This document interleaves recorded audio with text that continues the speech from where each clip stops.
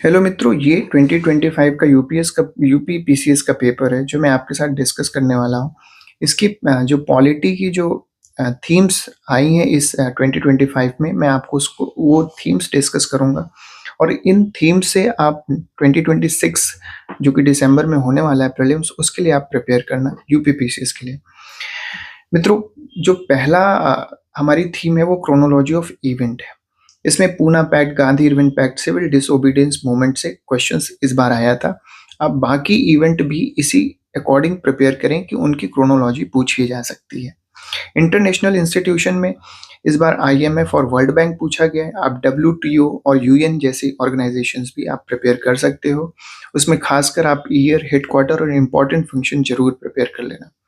Programme इन scheme में स्वावलंबी इस बार पूछी गई थी। आप बाकी भी प्रोग्राम और स्कीम्स प्रिपेयर कर लेना। मिनिस्ट्री देख लेना किस ईयर में लॉन्च हुई है और किस उनके फंक्शन क्या है और किसी स्पेसिफिक पीपल के लिए क्या वो वर्क करती है, जैसे SC ST के लिए है या फिर OBC के लिए है या फिर EWS के लिए। तो ऐसी स्पेसिफिक स्कीम्स पर थोड़ा ध्यान दे देना, स्पेशल फोकस कर लेना।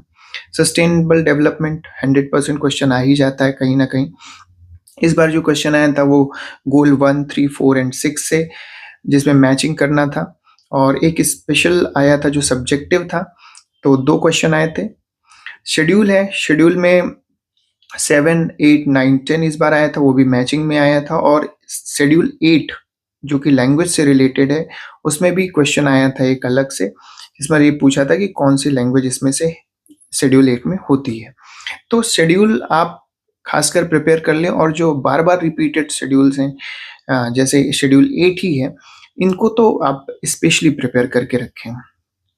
पार्ट पार्ट में मैचिंग आता है। इस बार क्वेश्चन आया था कि कौन सा नॉट मैच्ड है, तो 4 ऑप्शंस थे, which one is not matched, correctly not matched. तो इस तरह के क्वेश्चंस आते ही रहेंगे। आर्टिकल्स आप ध्यान दे लेंगे। जुडिशरी से भी क्वेश्चंस आते हैं, जैसे PIL है, लोक अदालत, फैमिली कोर्ट, EDR, इन सब के फंक्शंस और इनके ऑर्गेनाइजेशंस के बारे में आप अवेयर रहें। इंपॉर्टेंट डेट्स पूछते हैं, जैसे योगा डे है, कॉन्स्टिट्यूशन डे है, national voters ID day, voters day. इस तरह के क्वेश्चंस 100% फिर से आने वाले हैं, क्योंकि अभी योगा हमारा जैसे इंटरनेशनल हो चुका है। तो जो बहुत इंपॉर्टेंट है वो तो एटलीस्ट आपको याद होने ही चाहिए। फिर हम कुछ एलिमिनेशन करके चीजें कर सकते हैं। चेयरमैन है, चेयरमैन इंपॉर्टेंट इंस्टीट्यूशंस के याद होने चाहिए, जैसे फाइनेंस कमीशन है, इलेक्शन कमीशन है, सेबी, नीति आयोग, इस तरह की चीजों का चेयरमैन आप याद रख सकते हैं। और याद रखें कि कोई अगर फर्स्ट फीमेल कभी बनी हुई है तो उनको याद कर लें, और पहले चेयरमैन कौन थे ये याद कर लें, और इस समय कौन है ये याद कर लें। कॉन्स्टिट्यूशनल बॉडी का इवोल्यूशन, फंक्शन, पावर और रिसेंट इनिशिएटिव, अगर किसी कॉन्स्टिट्यूशनल बॉडी ने कुछ लिया है तो आप उसको भी प्रिपेयर कर सकते हैं कि DPSP के ऑब्जेक्टिव्स, आर्टिकल्स और फिलोसफिकल पार्ट, जो कि NCERT बहुत बेहतर है इसके लिए। अगर आपको फिलोसफिकल पार्ट देखना है, सब्जेक्टिव क्वेश्चंस आने लगे हैं, उसके लिए आप NCERT की बेसिक अंडरस्टैंडिंग रखेंगे तो सब्जेक्टिविटी आप टैकल कर ले जाएंगे।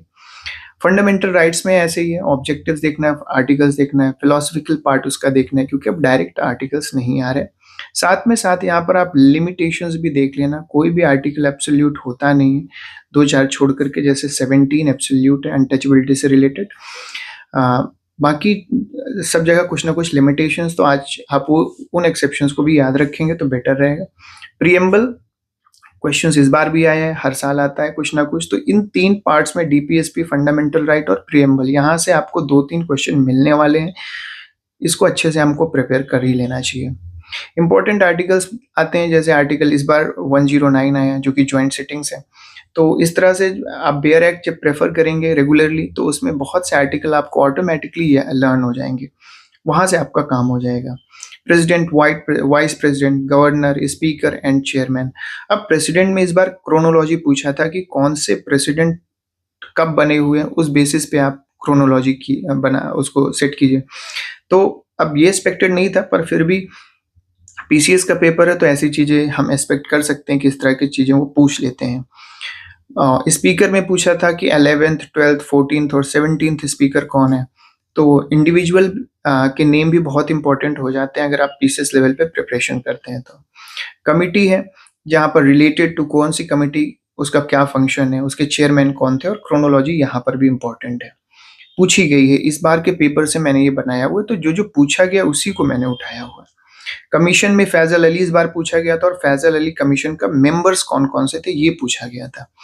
तो आप सारे जितने भी कमीशन है उसके मेंबर्स तो नहीं याद रख सकते, पर जो इम्पोर्टेंट है, मैं आपको एक लिस्ट दूँगा जिसमें इम्पोर्टेंट कमीशन्स होंगे, तो वहाँ पर आप उनके मेंबर्स याद कर सकते हैं, कुछ इम्पोर्टेंट। बाकी के चेयरमैन और क्रोनोलॉजी की कब बनी हुई है, इतना मोर देन इनफ है। इम्पोर्टेंट अमेंडमेंट में जैसे 101 से 106 तक अभी रिसेंट में, ये तो एकदम फिंगर टिप्स में होना चाहिए। 42nd बहुत इम्पोर्टेंट, 91st, 52nd और 61st ये भी आप लर्न कर सकते हो। पंचायती राज इंस्टीट्यूशन है, म्यूनिसिपैलिटीज़ हैं, ये दोनों इस बार आए हुए हैं और इनमें ज़्यादातर अमेंडमेंट या रिजर्वेशन, किस कैटेगरी को कितना रिजर्वेशन है और फंक्शन और पावर, ये सब पूछे जाते हैं। राज्यसभा, लोकसभा से भी क्वेश्चंस आए हुए हैं। कंपोजिशन, डिफरेंसेस में मतलब राज्यसभा के क्या स्पेसिफिक फंक्शंस हैं, ऐसी चीज़ें पूछी गई हैं। आर्टिकल्स बहुत इंपॉर्टेंट होते हैं। क्रिएशन ऑफ स्टेट की भी क्रोनोलॉजी आई हुई है कि कौन सा स्टेट कब क्रिएट हुआ, उस बेसिस पे क्रोनोलॉजी। तो इस तरह की चीज़ें हम इस एक्सपेक्ट कर सकते हैं। Thank you so much.